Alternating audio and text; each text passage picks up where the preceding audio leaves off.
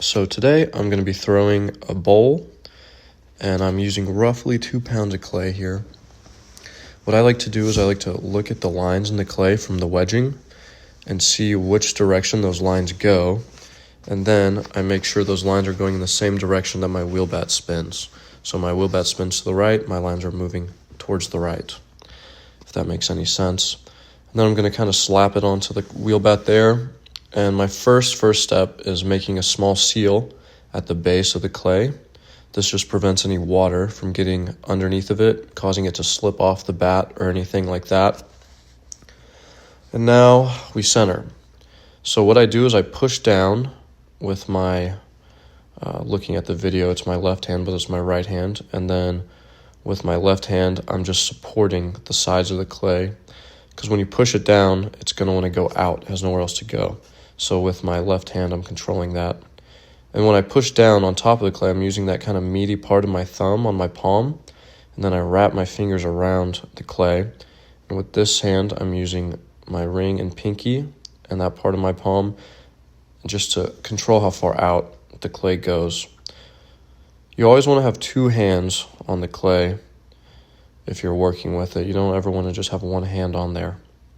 It could cause it to get knocked off center or something.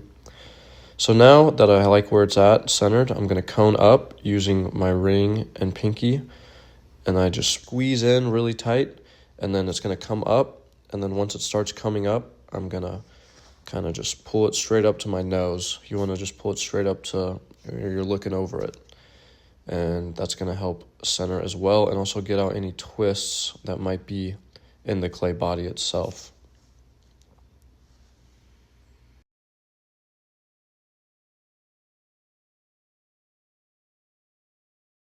So what I'm explaining here is once it gets smaller at the top, I kind of will wrap my right hand around it, both hands really, and then with my left thumb, I'll kind of come over the top of it. When we push it back down now, I'm using this meaty part of my thumb. I'm going to push down and away, if that makes sense. Like I'm going towards that water bowl pretty much. And then with my left hand, I'm just supporting the clay. And then that should get it pretty on center. And it also make sure there's no wobbles or twists in the clay. And I always try to go for this kind of bell shape when I do this, but then of course I'll work the clay around and make it more cylindrical, I guess is the term. So now with this flat part of the bottom of my hand, I take the knuckle on my pinky and put it as center as I can, and I just push down on the clay there. So now once the top is nice and flat for me, using the knuckle in the center, your knuckle on your pinky, kind of helps make this little divot in the center so you know where to put your hole. And so what I'll do is I'll grab the clay with my pinkies and ring, that's where I put the most pressure, and I come into that hole with my thumbs. I don't just, jab a hole into it, because that could make the hole off center, and that's going to cause later problems when you try to pull your walls up. So now that I have the hole there, you can use your needle tool to measure the base or how thick the clay is from, the bottom of your pot to the bat. And I like to leave it pretty thick for the bowls. This is a little too thick, but it's not crazy, because once you pull those walls out and compress it, it's going to take some height off of that base. So I like to leave it a little thick, but to each their own. Also, I like to leave it thick because I can trim a nice foot into there. So pretty much now what I'm going to do is I'm going to take my middle finger and I put it in the middle of the clay, and I just kind of pull it towards me, just like this. And you want to have a 90-degree angle, or almost 90-degree angle, from the wall, where the wall of the clay meets the base of the clay. But with bowls, obviously, you don't have to have a 90-degree angle. You can have it kind of curved a little bit. So now what I'm doing is I'm just compressing the bottom of the clay, the base of it. This helps just prevent cracks or anything during the drying process. And pretty much all I do to compress is I take my middle finger, I put it in the center, move it to the wall, move it to the center, move it to the wall again. And I do that a couple of times. Now I'm just making sure the base is to my liking, the inside of the base. You want it to kind of have a concave shape like that for a bowl. But if you were to throw mugs or something, it could just be flat. Now we're going to start to pull, and I like to kind of collar up just a tad, just to make sure everything's to my liking and nothing gets out of control. So this first pull, I like to use a sponge, and we only pull for, evenness. Pretty much how I pull is with my inside hand. I make the clay go around that finger, make a little shelf, and with my outside hand, I'm just lifting up from the bottom of that shelf. So you can kind of see it here. I push out, and there makes a small little shelf there at the bottom. And then with my outside hand, I'm just going to slowly pull that up a tad. And here, this first pull, we're not really pulling for height. We're not pulling for anything but just consistency.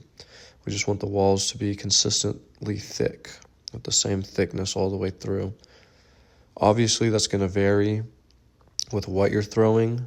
With bowls, obviously, the kind of lower side or bottom portion of the bowl, you want it to be thicker than the top, just so that way it can hold and support the weight on that curvature of the bowl. So now I'm going to do my second pull, and here we do go for height. So we're going to put a little bit more pressure on the inside and outside hand, but as you come up to the top of the clay, you want to release that pressure slowly, because the top of the clay will get significantly thinner than the bottom of the clay body. Kind of got away from me there a little bit, but able to recover.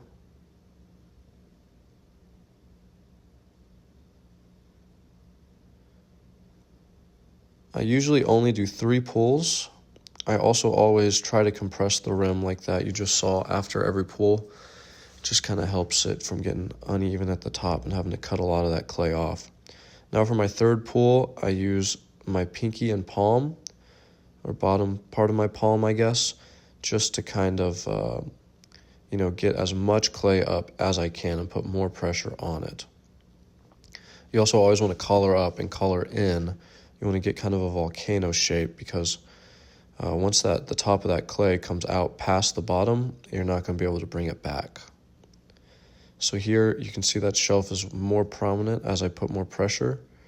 Sorry, my head's kind of in the way during this shot, but I like to bend over and look at it, because I have a light that blocks my mirror. But yeah, that's the third and final pull. With bowls, I don't like to pull too high, since, again, that curvature of that bowl needs a lot of strength to support the height of it.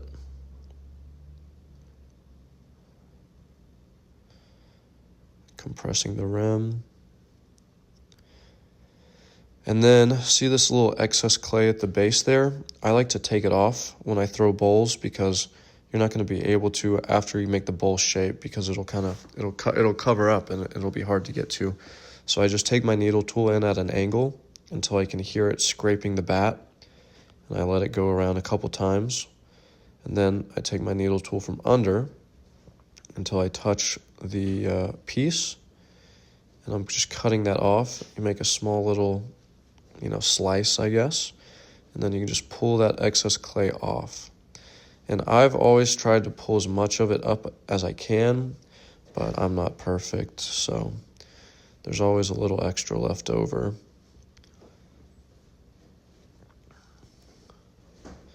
And then now I take a trimming tool, kind of like a triangular trimming tool. It's really for chatter, but I use it to trim the foots. And I just kind of make that even and look nice. Just saves me time in the trimming stage. It's all about time management.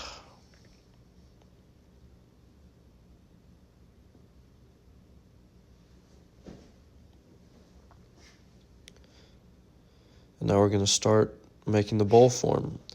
So I will usually slow my wheel down significantly, and I push out with my inside hand, and with my outside hand, I'm just supporting the clay.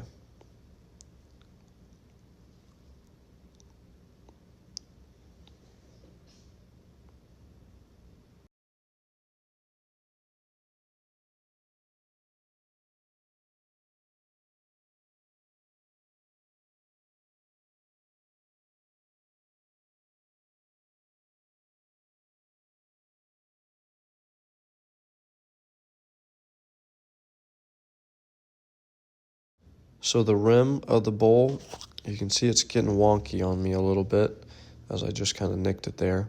But this is a problem with this pot, or this little foreshadowing. This porcelain, it's porcelain, so it's real finicky, but I do like throwing with porcelain just because I think it fires so beautifully. But see, it gets real wonky right there, and this is going to happen a few times. And the reason this is happening is because the lip right there is skinnier than the kind of belly that I'm trying to form on that bowl. So I am trying to bring the lip out more so that way it doesn't fold in on itself.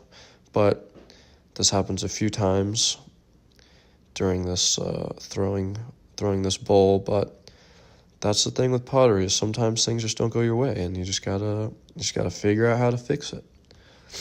So now I use my rib, and this is gonna try to get the curvature really how I want it looking. And as you see, the lip, it's starting to get there, and it eventually does get there real bad. So this happens a few times. We're gonna cut to it not happening anymore after I fix it, and this gives you another example of how to fix it if this ever happens. But I'm pretty much just putting my hands inside and pulling away.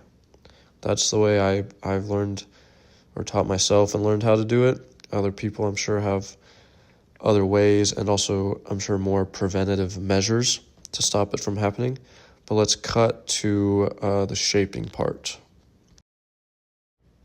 So after that happened a few times, you can see I pulled the lip out significantly, kind of made a bell shape to prevent it from happening. But I'm using now the flat side of my rib to try to make it flat, where the lip comes down to that curve.